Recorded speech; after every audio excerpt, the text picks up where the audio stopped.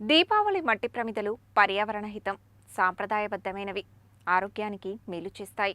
మట్టి ప్రమిదలు పూర్వకాలం నుండి వాడుకలో ఉన్నాయి. దీపావళి సంబరాల్లో ముఖ్యమైన పాత్ర పోషిస్తాయి.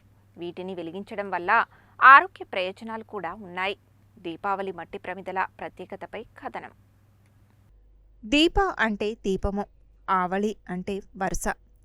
దీప మరియు ఆవళి కలిసినప్పుడు దీపావళి అంటే దీపాల వరుస అని అర్థం.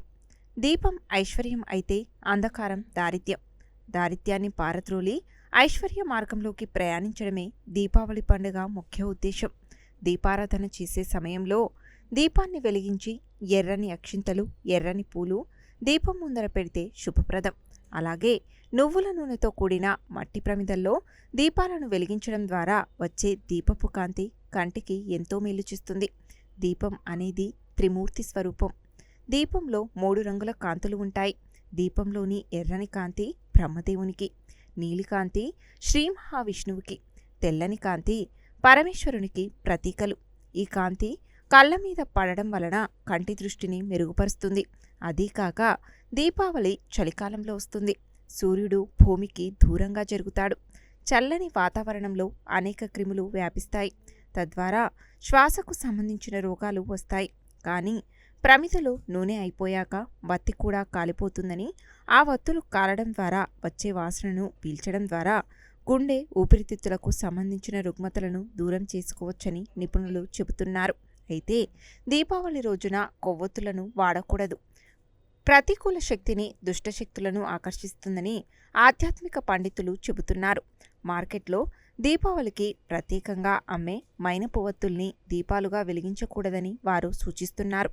దీపావళి రోజున ఎర్రటి ప్రమిదలు, అది మట్టి ప్రమిదలను వాడటం ద్వారా దైవశక్తులను ఆకర్షించిన వారవుతారు.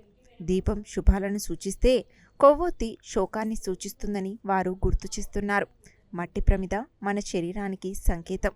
అందులో నువ్వుల నూనె పూర్వజన్మల పాపపుణ్యాలను సూచిస్తుంది. అందులో వేసే ఒత్తి అహంకారానికి గుర్తు.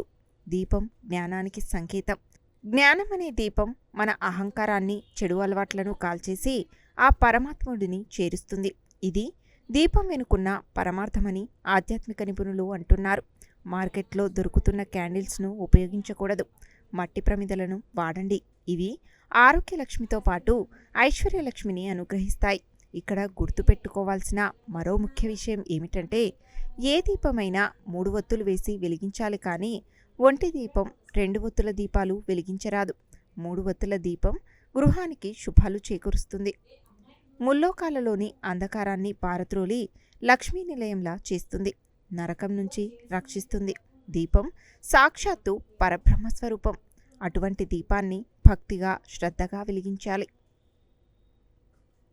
దీపం జ్యోతి పరబ్రహ్మ, దీపం సర్వతోమపహం, దీపేణ సాధ్యత సర్వం, సంధ్యాదీపం నమోస్తుతే. మరి ఈ యొక్క రాబోయే పండుగలో దీపావళి, మరి అదేవిధంగా కార్తీక మాసంలో ముఖ్యంగా మనం దీపారాధన చేసుకోవడం ఎంతో ఇష్టమైనది. దీపావళి రోజు కానీ, అదేవిధంగా కార్తీక మాసం నెల రోజు కూడా ప్రతినిత్యం ఇంట్లో కానివ్వండి, దేవాలయాల్లో కానీ మనము ప్రమిదలలో దీపం పెట్టడం జరుగుతుంది. ఆ ప్రమిదలు ముఖ్యంగా మట్టితో కూడుకున్నవి చాలా శ్రేష్టము. అదేవిధంగా శక్తి గలవారు వెండి ప్రమిదలైన కానివ్వండి, బంగారు ప్రమిదలైన కానీ, ఇత్తడి ప్రమిదలతో కానీ ఈ యొక్క దీపాన్ని ముట్టడం వల్ల వారు కోరుకున్న కోరికలన్నీ కూడా నెరవేరుతాయి. కాబట్టి ఈ కార్తీక మాసంలో, అదేవిధంగా దీపావళి రోజున ప్రమిదలలో ఈ యొక్క దీపారాధన చేయడం చాలా ఉత్తమమైనదిగా భక్తులందరికీ కూడా తెలియజేస్తున్నాం.